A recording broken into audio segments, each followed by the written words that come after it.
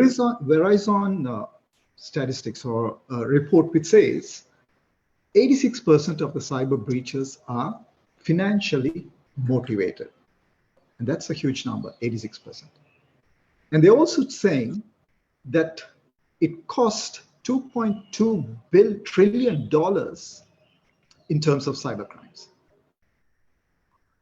which they are also saying is going to grow to about 10.5 trillion US dollars by 2025. And in another report, McAfee also says the cybercrime economy is more than $1 trillion, and that will be about a percentage of the global GDP. Now, I'm of the firm belief, and I'm sure my panelists here will also agree, startups have become a very significant a group of companies or operations part of the global economy or even a national economy. So every country has a significant amount of startups. Right? So the question which we have before us is, over the years, the cyber attacks have transformed into different levels. And today people are talking about weapon grade hacking tools which are being used to infiltrate into organizations. And many a times what we see in the global headlines is that the larger companies or the big brands are being targeted. Now, the recent one which we keep hearing about was the SolarWinds. Now, startups also are leaning heavily on these larger companies, right? And they form part of the whole ecosystem. So when you look at the nation state or the non-nation state actors, they would always look at the least resistant mode to penetrate into an organization. Now, what could be that least resistant mode? Could that be targeting a system which is being used by the global companies? Or should they be looking at the whole ecosystem and identify a company which is playing a very significant role, which can be a very small company or SME, so to say, and may even be categorized as a startup? And we have seen very interesting, innovative solutions being provided by these startup companies. And very especially, like as we speak, today telemedicine is a reality, right? 3-4 years ago when people were talking about telemedicine, people used to laugh. They would always say, how can you get medicine over a virtual call? So like that, there's several solutions which the startups have introduced into the ecosystem.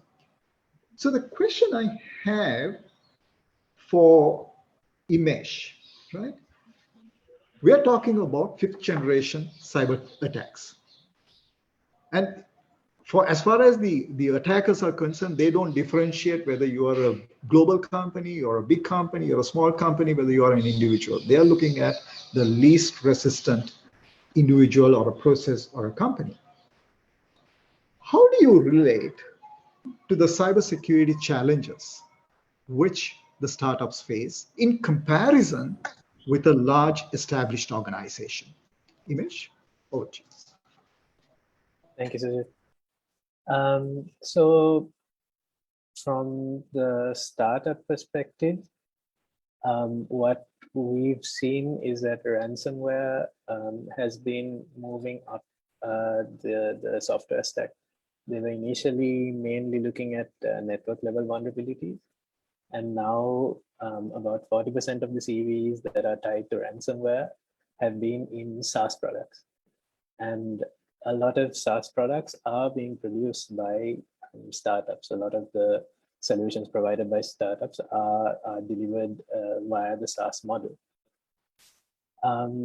And because of that, we see that more and more enterprises, which are the startups' customers, looking at their supply chain more closely. and making sure that whether you're a startup or an established company, you are adhering to the same standards that the enterprise is adhering to. So for a smaller company, I feel the stakes are a lot higher, and the consideration that how much they need to take into consideration the importance of cybersecurity, I think that is considerably higher for a startup than for a larger company. Because for a startup, an incident can kill them immediately. For a large enterprise, they would have insurance, they would have a team of lawyers, they would have PR, communications. They might be able to recover from that. They might have diversified into other products. So they might be able to recover. Whereas a startup, by losing their brand reputation, would have died just by that first attack. Especially since when you look at the recent Kaseya attack, mature player in the industry, they had some issues with what looks like legacy code, and they were still able to sell to large enterprises without too many questions being asked.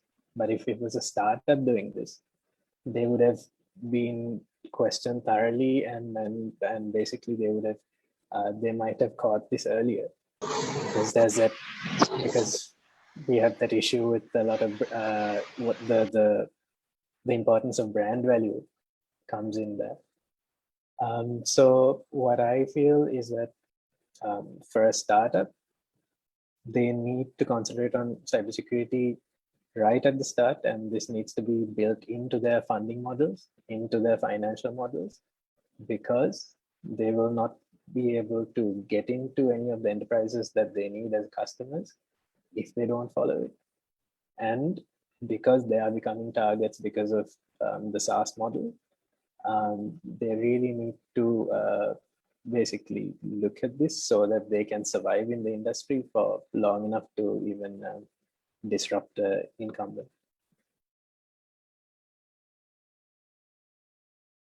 Himesh, you spoke of several things, right? You spoke about the threat landscape, how the adversaries have exploited even the codes of an established organization, right, and different levels. And we've seen significant use cases which we are also seeing in the recent times. And one thing which caught my attention is the legacy code. And today, most of the startups, they would depend on a third-party code or a third-party component.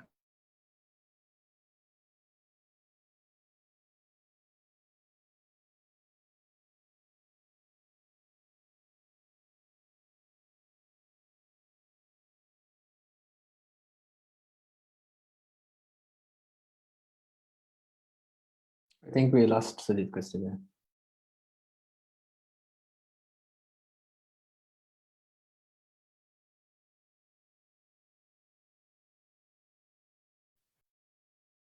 Did we lose Sujit? Is it? Yes, I think we lost him. We'll get him back. All right, sure.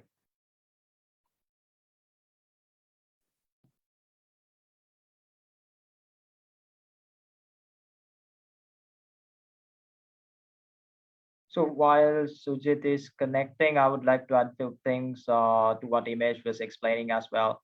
So startup thinking of this as two-folded challenges. I mean, one is how you survive as a startup internally if you are to survive such an attack. And the other is the initial go-to-market strategy for you. What is your C1 customers, and what is your primary targeted customers is expecting in terms of cybersecurity. So giving a bit of a perspective in terms of one of the leading organizations in the country, how people go through a checklist of things. Even if you look at banks and regulated industries, they would always go through a checklist of things in terms of managing the risks. So one thing is cybersecurity. So in that cybersecurity, there's, even though one thing is the risk appetite of the organization, depending on the industry, then the regulator demand in the supply chain to have set of controls. So any startup who would want to get into a regulated industry, they need to have that as I would say, you need to have it as a part of the business plan itself in the first place. So otherwise that's a barrier for market entry. So just few thoughts around that until Sujit joined us. Thanks, Sujit. Yeah, thank you, Mohan, for stepping in. I mean, I don't know what happened, so I just kind of said rejoin the meeting. So focusing back, Ravini. So you've seen different sizes of organization, right? And today, even the larger organizations are looking at these startups, and they're all trying to solve a problem. So one of the things which I've also noticed, when you have an idea, everybody is interested in that idea. And how quickly can you monetize that idea? So what do you see as an opportunity where these startups can actually adopt emerging technologies? Really? Yeah.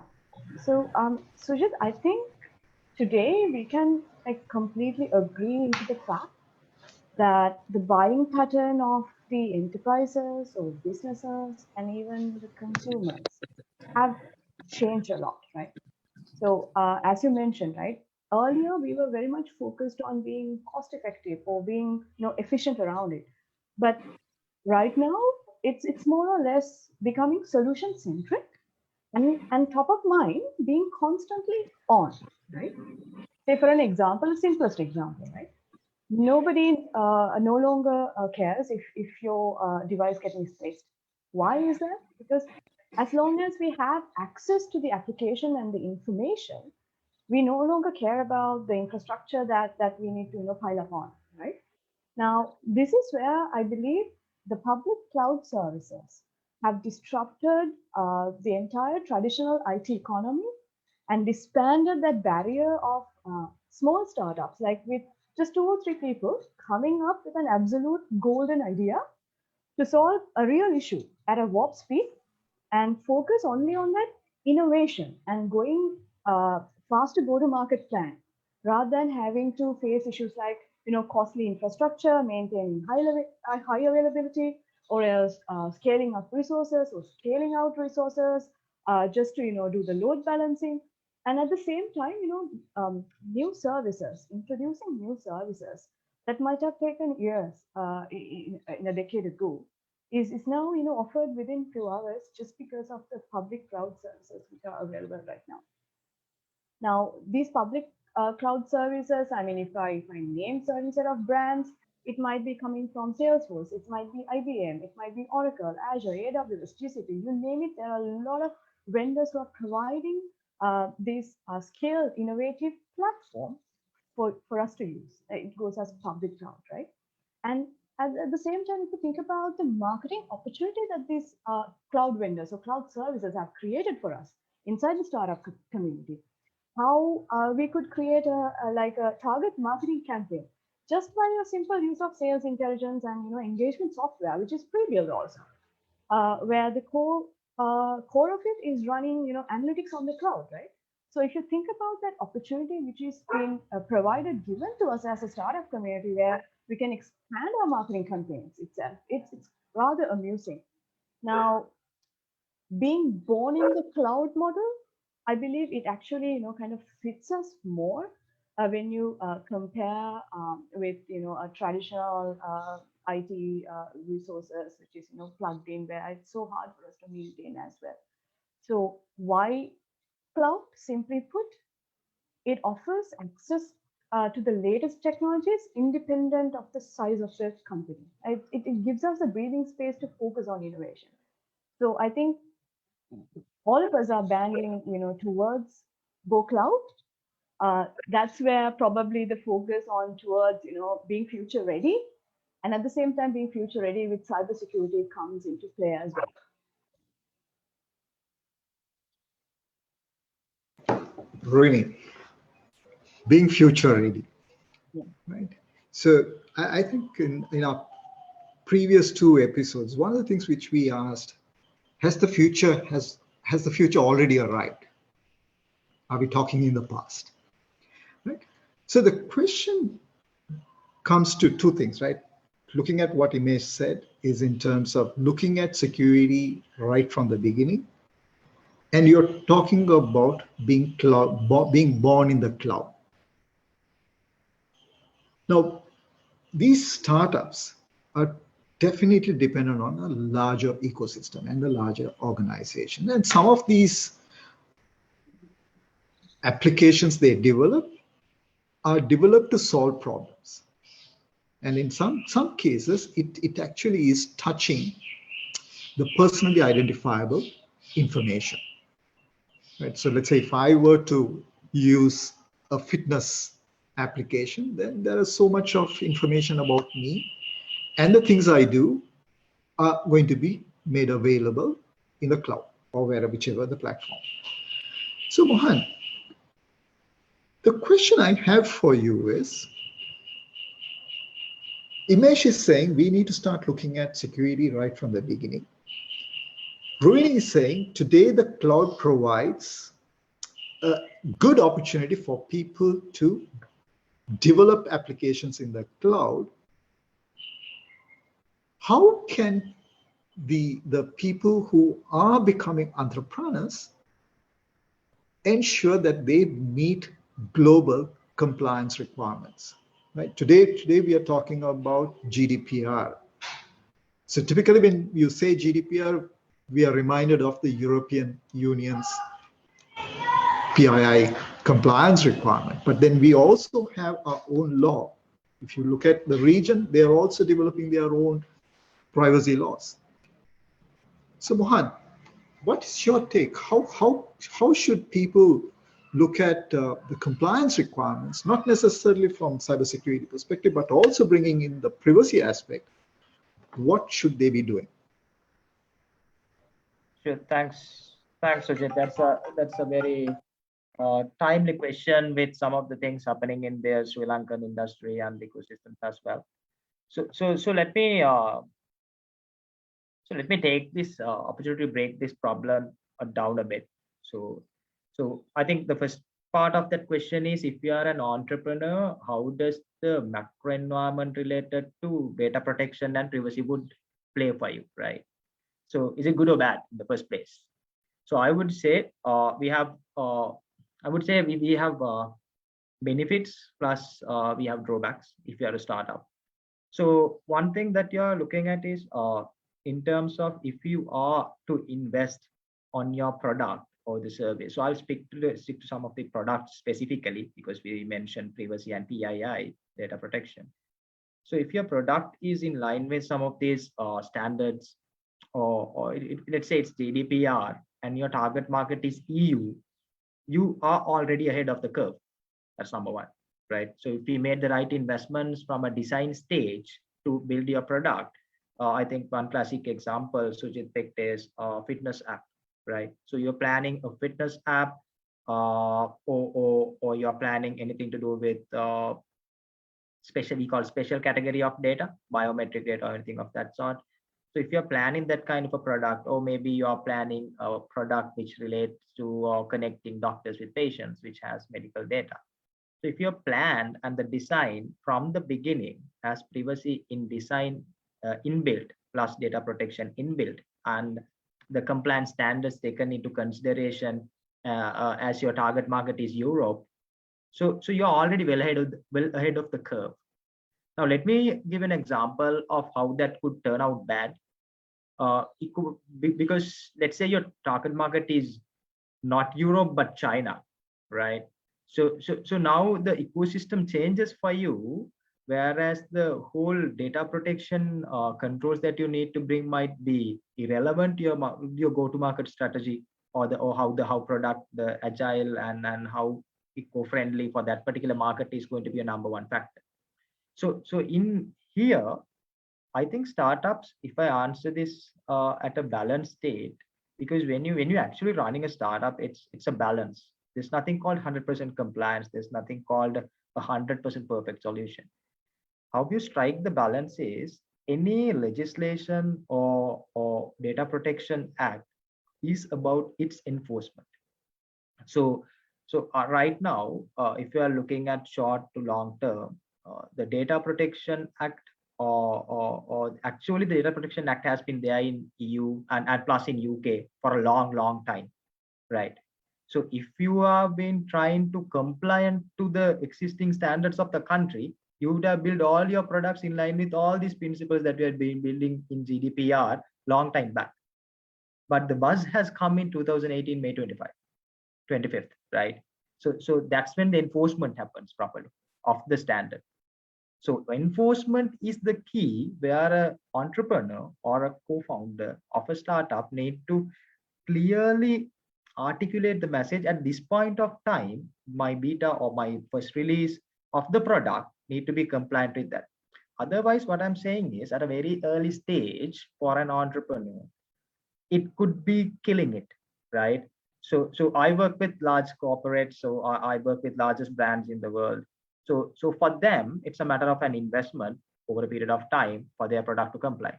But if you look at a startup, how they manage it internally with the resources and the time that is going in for the product, it's going to kill them for them to comply with GDPR, right? At the very beginning. But where is the enforcement going to happen? So if you're targeting your product to get complied by Data Protection Act, hopefully for drafted for Sri Lanka, what point is the enforcement going to happen? What point is your product need to be GDPR operational ready? Then that way you have to work backwards how your design phase is going to work, where the patching or rather you can plug and play in terms of the compliant piece of the software by that time. So I think entrepreneurs need to be very smart in handling this whole ecosystem in terms of compliance with the Data Protection Act or other legislation. The piece that entrepreneur or the co-founder or the architect of the product or even could be a service in a sense need to be of the basics. It need to be of the privacy by design, security by design. Once you have this concept built in your product or the service, whatever that you're doing right now, I think then how to adjust to a legislation, all this is macro environment for your startup. So it's how you adjust and you plan and do the right investment, bring in the right people, bring in the right consulting in terms of adjusting. So that's all up to you, because it's not the core of your business maybe. So but I think the entrepreneurs need to understand this, not to overkill it, but to do it at the right time, the right compliance to come in.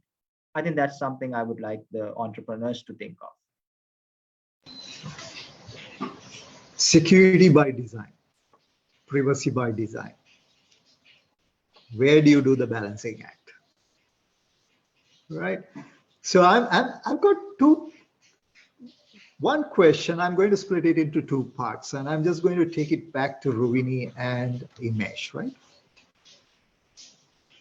So the question to Imesh is stemming from what Mohan just mentioned, from a balancing act. Now, startups usually do not have the luxury of budgets. Now, Mohan is very privileged. He works with some of the top brands, right? I envy those brands, right? And they have at their disposal to comply, maybe at a drop of the hat or a phased out approach. But when you look at the startups, if you tell them, hey guys, right, day one, you need to comply to this standard, you need to have all this security. And most of the time, my involvement, right, with the startup industry in Sri Lanka goes back to the starting days, about 2011, 2012. And what's something I continue to notice is, I ask them, have you looked at security? And most often they say, we've not had a reason to look at it. We will look at it when we need to. So my question to you, Imesh, is how can the organizations or the startups do the balancing act? One, meeting the required compliance standards, because these products are being built not for local consumption. even if it is local consumption, there are going to be legislations which will be enacted in the near future where they will have to comply to. Right, one from a privacy perspective, the other one is from the cybersecurity perspective. These are two broader pillars. What's your take on this? How do you see this? Funnily enough, Sujit, I've actually been on the other end of one of your checklists a few times actually. This was in the middle of a sales cycle. A startup was pitching, I think, I can't remember the name of the startup, but this has happened a few times. The end client knew you, they had got in touch and asked you to have a look. And when they got the checklist, basically they had come to me and said, how are we going to comply with all of this? We don't have any of this. So you shouldn't ever get stuck in that position, because a sales cycle is never a good place to start thinking about compliance. You need to have done this before. So going back to what Mohan said, identify your target market, identify the security considerations that they have. Because with all the supply chains attacks that have been happening, procurement departments are also getting a bit wiser to this stuff. You can't just copy paste the AWS compliance statement. That's just the infrastructure, not your application. So to be able to manage that, I think the best thing you should do is look at a security framework. You don't have to become certified and compliant straight away, but there are lots of resources and template documents available that you can download for free. Download that and go through those checklists and write down your plans. Have it written down. That's the most important. That's usually what is asked for.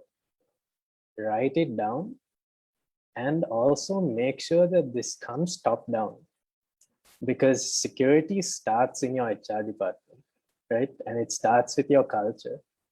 If you're a founder who basically, when there is a time crunch, you tell your developers, forget about security, just launch.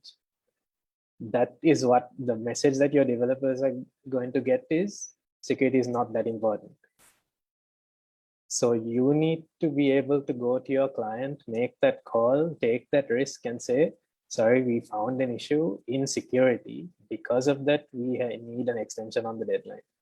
A lot of clients do understand that. So don't be too scared to do that.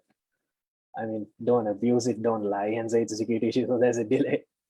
So that's one of the first things that you can do. Second thing is going back to what Ruanti was talking about last week, which is cyber hygiene. So cyber hygiene gets harder and harder to catch up with the longer you ignore it, right? So if you have all these policies in place, then you have a lot less work to do when you come to a point where you need to get compliant, because you've already done the work in the beginning. And then just like a few action points that you can take. If you're using an outsourced party for your own development, you're using an agency, check their credentials, see if the developers have secure coding credentials, see if they are compliant with anything. If you're developing yourself, budget for training for your developers. You don't have to do the full sort of professional training, maybe like a $10 a month try hack me or hack the box subscription is more than enough for them to learn the principles at least. Another thing, you can install open source scanners within your continuous integration, continuous deployment workflow, so that you can catch about 80% of the issues before it goes live. And once you catch something, make sure you open a ticket, because we know how engineers work. Unless there's a ticket open, it's not going to get done. Open a ticket, even if it's low priority, open it, keep it there. Otherwise, it's not going to get fixed. Basically, if you can start a bug bounty program, you don't always have to be paying out in $10,000, $20,000 bug bounties. It can literally just be recognition, have a hall of fame. Cybersecurity students would love to get their name on that, and they would help you find stuff for free. Have a way for them to responsibly disclose stuff to you, and never go on the offensive when someone reports something to you. Verify, thank them, accept their help fixing it, and give them credit. So the more eyes you have looking at your software, the more issues you find and the more you can fix it. When you're building your stack, make sure that you can push updates very quickly and at scale in your architecture. And as soon as you can afford it, get an external auditor to look at it and then get certified. But just do that homework, have it done. So even when an auditor comes in, it's a matter of handing over documents and they can fill in the gaps if you miss something.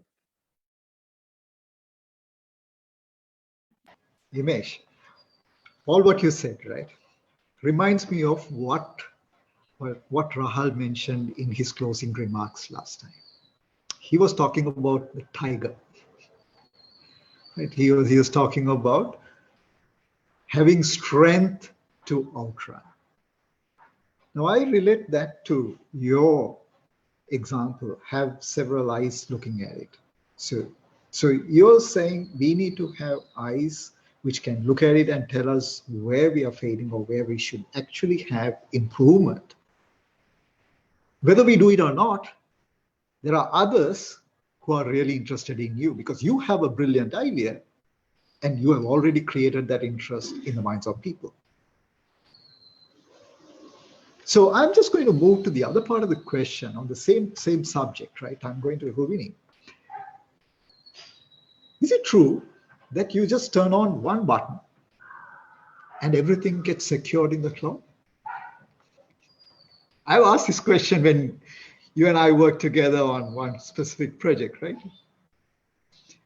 So people say cloud is the way to go. Your product should be born in the cloud. Everything is available. So can you just throw some light for the benefit of the people who are on this session? Thank you. Yeah. So Sujit, now, as I do agree with Himesh, Mohan, and every individual who's contributing into this forum, innovation and security is definitely a double-edged sword, right? That's how I would consider it. But we don't have to compromise either, just to become having a faster go-to-market plan. We don't have to compromise either, right? Because I mean, it all boils down into the best practices. Now, what Himesh has mentioned is, have a different set of eyes and lens into what you're doing across your whole process and chain, right? But what I would, focus on is the solution building piece of it, right? So when you're building the solution, you ask me a particular question saying that one button click and can we, secure an application? So it's a yes and no question answer to that question, because yes, there are automated one-click approaches to security when it comes to particular cloud with pre-built policies for authentication, authorization, or else the PaaS infrastructure itself. It may commit to security best practices, secure by design kind of approach, and it'll maintain your code, your build, your test, but so that's where the but part comes into the picture, right? But we need to kind of follow through certain set of very simple steps. Now, before mentioning those steps in, I will give a little bit of a context to why we should be doing that as well. Because we actually, had shed a little bit of a light around what are the, legal penalties, repercussions that would, come with if you accidentally expose PII information, critical business information, where you are serving an enterprise grade customer or even a consumer, right? But there are a lot of what if scenarios in terms of what if your intellectual property, your solution design gets stolen or accessed just because like exposing credentials on GitHub. You would be amazed. But still, this is the simplest mistake that a lot of startups could end up with, right? And that simplest mistake will make you lose your competitive advantage. Now, that goes back into the steps that we need to follow as a best practice, not just depend on a button click on the cloud, which is actually there, right? But the steps that we need to follow to get through there, right? First thing is we need to kind of adopt this, not just DevOps, but the DevSec operation culture inside our environment. And we seriously need to shift security left which is basically what we say on your development lifecycle. Start it from the beginning and, amalgamate security into all of your pillars across your development lifecycle. And the basic of everything is actually the credential controls. That is the minimal thing that we can do. So establish a credential control. Utilize this cloud platform, which actually gives you this, identity, credential controls, role-based access, provisioning environments. Utilize what they give you, right? And, as Imesh mentioned, use these frameworks, use cybersecurity frameworks, not just that, right? But when you are using, open source frameworks, your libraries, and when you adopt those things into your environment, just make sure that they are trusted, sources. And probably what I could suggest is what I've seen is adopting, container-based technology into your development or else into your solution. Make it a contained environment, containerized environment actually isolates those vulnerabilities and reduces that potential damage that in case if something goes wrong, right? And it is also out that process of kind of refactoring the security into picture, and then probably making it a little bit more trusted platform than what it is right now if it's in the production environment. And on top of that, automate your code analysis. I mean, most of the startups, you may think that you don't have the luxury to automate your code analysis, configuration management, or else even your vulnerability discovery and fixes, as well as, looking into privilege access kind of stories. But the thing is, with these public cloud services, it's a matter of fact that you enable these services, go read about it because all this information is publicly available, right? And automate most of what you can do rather than, manual integrations. The other thing is there are things like one-click threat modeling, which we can adopt, right? It is already existing as a service in public cloud vendors. Like if I mention names, I'm not being biased, but AWS, GCP, Azure, they have already inbuilt modules like this for threat modeling, which you could adapt, right? And there are certain set of third-party applications, third-party services that is already built as well, mentioning that they are good guy services, which scans every single, a GitHub commit into a public repository in real time, colleagues. So if your customer, as an enterprise customer, if they're talking about data leakage and prevention, so this is a model that you can simply, adapt inside your development lifecycle, your frame as well, right? And on top of that, don't get pushed back into saying that we are a small startup, but adopt, penetration testing tools, plugins, like, Azure, Azure. These are coming from Azure background, Microsoft background, but these are built in for these, public cloud services at the tip of a hand. You could simply utilize these things. But my take is that before you start building any kind of a product, go back to the whiteboard, draw it out, figure out how things are connected together, because the biggest mistake a lot of startups we make is that we start deploying or as developing and we don't think through it, right? We need to understand the data touches, what data touches, what pieces of it, right? And what are the things around our parameter? So we need to consider these things when we are developing. So it's not just, utilizing the cloud platform, which is already built with a security standard, but we need to make sure that we understand what we are dealing with as well. Have your developers write up RFCs, right?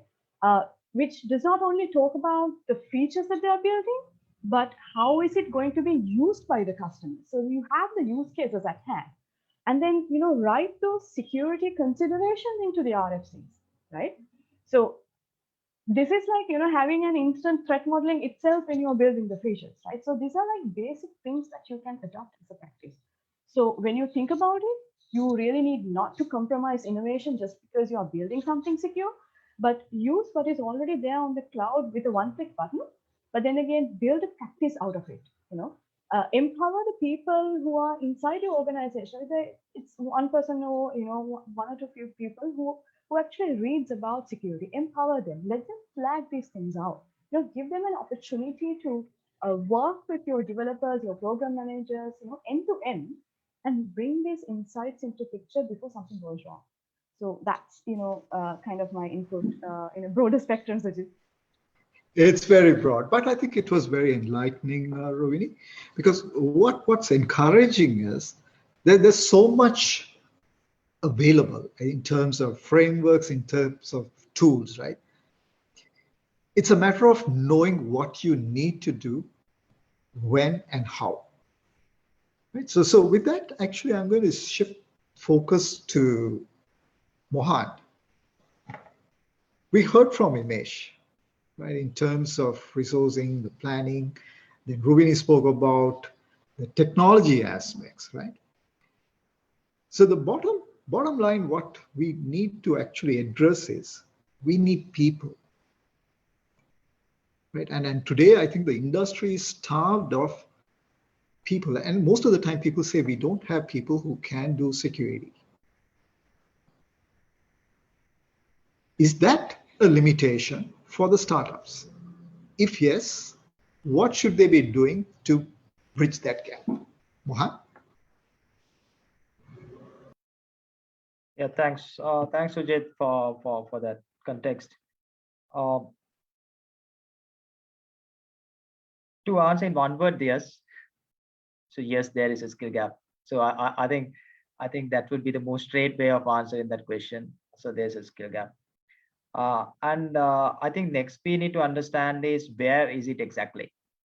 So that's a good piece to understand before we move into understanding how to bridge the gap. We need to understand where the skill gap is. So the skill gap exists in few of the places. So even if you look at cybersecurity practitioners, so what we called as people who are specialized in cybersecurity. That means from the scratch, they are either from a systems or a networking background, and they're coming into an specialized in BAPT technologies, offensive security, and move into the technical aspects of it. And then we have a job family of which I spoke earlier was the engineers. Then we have the incident responders and the analyst who would be working in an SOC environment, and then a threat intelligence analyst and all that analyst piece where primarily they are into getting the information across, making sure that the patches are there being done, and if there's an incident, how to respond them, how to isolate an environment, and how to respond, escalates, and support. Then we have another specialization which would move into with more technical knowledge, which would primarily go into further investigations, advanced threat protection, forensic investigations, which are more specialized skill sets. So then, of course, we have the assurance framework, which provides us with auditors, reviewers, and all that piece, right? The assurance framework, the job roles. And of course, all of this above that you would see the management layers, information security managers, data protection managers, or data protection officers, rather say. So we have all that environment as well. So when you ask the question, do we have a skill gap? Yes. In which layers is something that we need to ask differently based on the ecosystem. I would ask when you have a skill gap, one thing is compared to country where you are, that's one thing. So what are the skills that we have? And yes, you and I already very well know that half of the people who are in this industry is now either working in Singapore or Australia or any of the UK or US regions. So that's one piece where we have a skill gap in terms of all those job families. But I see something when you say a skill gap, a bit of a specialized area people yet have not thought of, but in the context of the startup ecosystem, which we call as the engineering knowledge, the engineering professionals or engineers who are moving into the domain of cybersecurity. So what I would say is that it's not a threat analysis or vulnerability or a penetration tester is going to build a cybersecurity product. So it's going to be an engineer, or it's going to be a software architect. It's going to be a software engineer or someone of that sort who's going to understand this and build this concept around a cybersecurity product. So I think there's a lack of knowledge and lack of a skill around this piece, which would not be 100% be addressed through cybersecurity upskilling or a skill assessment, or maybe a train program directly for the country. Whereas the more exposure that would be given for most of the software graduates, software engineers in the country, that there's a domain like this exists, and there is a market like this, which would ultimately fuel the skill gap as well. And one thing that we have seen so far, one gap to that is also usually a cybersecurity product takes a larger lifespan to be built rather than a typical software product. So, and a larger investment in terms of the security landscape, and 100% precision. So this is something that I used to speak to whenever I work with any of our vendors as well.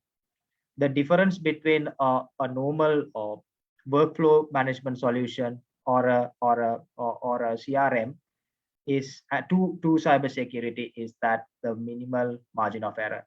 Do you want your lock in your house to work 99% of the time or 100% of the time, right? So that's the difference in startup business in cybersecurity. So it need to be 100% reliable. It need to work 100% of the time. So that requires a product to be fine. So here is the specialized skill, the exposure that is required. And right now, even with the job categories that I spoke in terms of service segment for cybersecurity, there is a huge lag. And that, I mean, not in the Sri Lankan context, I mean, in the global context, any survey that you look, it's quite obvious. And why it is been driving is anywhere where the digital transformation is happening, artificial intelligence, robotic process automations, anywhere where the digitization journey is happening, that means a threat vector is introduced for that environment. Any organization who's not doing cloud so far, we are going cloud security is required. Not done anything on RPA, they're going to do RPA, so RPA security knowledge is required. So any new technology adoption, complexities of IT, and then any third-party services ecosystems are getting large security requirement is there. And any monitoring solution, this is highly demanding when you go to the future as well. Hence, the skill gap is there. So this is some context and around the piece of the skill gap. I think there's work that is happening at Sluscom as well related to upskilling, and hopefully that we'll have more awareness and more people joining into the industry going forward as well. But at the moment, there's a huge gap around. Absolutely, Mohan. Mohan, I mean, I'm just going to stay with you on this, and I guess we have about 9 minutes to wrap up the session. So we just need rapid answers on this. Today, I mean, when I look at the startup space, at some point in time, if the product is good and if it is solving problems, they had the attention of different people. I'm looking at it from the positive side of it. One, there might be a venture capitalist who probably would come around and say, I'd like to invest in your company, or you probably want to grow your business. You might say, hey guys, I need some funding. Can you invest? Another scenario could be that you're either looking at exiting or you're looking at a merger and acquisition, right? So this question is common to all three of you, right? I'd like to hear your views in short. Is cybersecurity a key component when it comes to dealing with people who are going to be investing in your platform, your product, or if you plan to exit, or if somebody is looking at an M&A? I think very briefly your answers, and then we can just move to the others. Thank you, Mohan. Sure. If I shorten it up and give you a very direct answer, yes. Once again, yes, a direct yes. Why I say that is twofold. One is I would speak on behalf of the cybersecurity startups as well. So whoever they are in there, so that's the core of the business. Let's leave that aside. It's a must. Anyone who's in any other digital product in a startup, why cybersecurity is important for you is one thing, it's in your valuation, there are two factors that are going to come in. So in the immediate valuation, in terms of how your sales pipeline looks like, how the product sustainability looks like, and the go-to-market strategy, and how much of a potential value in terms of sales are you going to generate for the next 3 years. So that depends on your market segment in terms of the demographics, the geographics, plus the industries. So if you're planning on banking, and the market is Europe, and your cybersecurity product is loosely coupled for being compliant for GDPR and all other security standards, it's a pretty obvious answer. Not because your product is poor in nature, but even if you do the revenue projection for 3 years, and then when you look at the market competition, you're highly unlikely to stay in the market, because it's not about sales, it's not about marketing. Simply, it's about that you would not comply in terms of procurement for an enterprise. So very simple basics. So these things would come into the operational valuation anyway in kind of evaluation. Even if you look at a merger, even if you look at another round of seeding or anything of that sort, this would matter. That's one simple and a direct answer how cybersecurity is going to matter, because your microeconomics in terms of that is supporting the competitors to legislations to everything, is supporting towards cybersecurity and a more stringent control products for the next 2 to 3 to 5, 10 years. And if you are not looking at that, your solution is not sustainable and future. One direct answer. Yeah, thank you. Imesh, I'm just want to hear from you. Like you've been involved with several startups, right, in locally as well as like some of the products which have gone global. What's your take on this? So in terms of getting your first investors, I think if you're looking at sort of angel stage, I don't think there's going to be many sort of questions around that. They would be depending on you to have done your homework. But when you're looking at a professional fund that's investing, they will be definitely doing their homework and checking your financial models and how much you have budgeted for security compliance, and if those numbers make sense. So if you haven't done that homework, you will not be able to answer the questions your investor is putting to you, and you'll obviously stop, right? You won't be able to proceed any further. On the other side, on the M&A side, when you're looking at exiting and it's a large enterprise trying to buy you, it's like basically letting someone with COVID tested positive for COVID and letting them into your house, right? They're going to test you. And if you fail those tests, your valuation can take a drastic step down, because they will say, okay, I will have to invest all this to get you compliant before we can integrate you into our systems. So I think that's where it will come in. Thank you, Umesh. Rohini?